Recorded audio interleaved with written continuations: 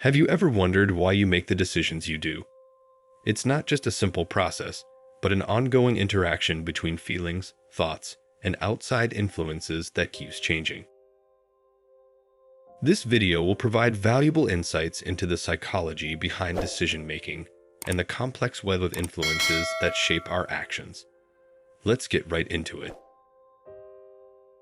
Have you ever heard of prospect theory?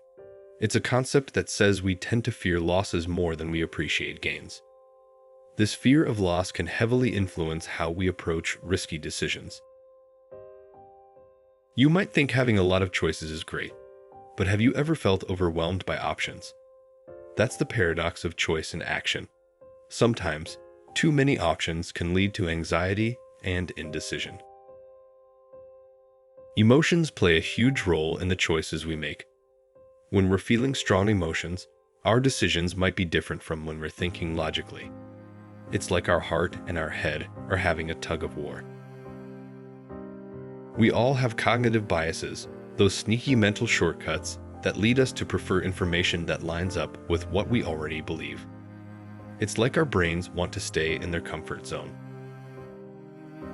And then there's decision fatigue.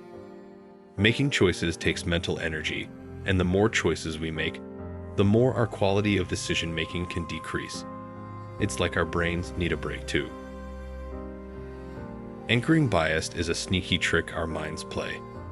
The first piece of information we receive can stick with us, even if it's not that important. It's like the first impression influencing all our future thoughts. We're creatures of habit, and that's where status quo bias comes in. We tend to stick with what we know because it feels safe and comfortable. But sometimes, stepping out of that comfort zone can lead to better choices. Have you heard of fast thinking and slow thinking? Intuitive decisions are like quick reflexes, while deliberate decisions involve careful thought. Both have their place, but knowing when to use them is key. Temporal discounting is all about valuing rewards you get immediately, rather than rewards you get at a later stage. It's why we might choose instant gratification over waiting for something bigger and better in the future. Social proof is a powerful force. We often look to what others are doing when we're not sure what choice to make. It's like following the crowd for a sense of security. So, how can we make better decisions?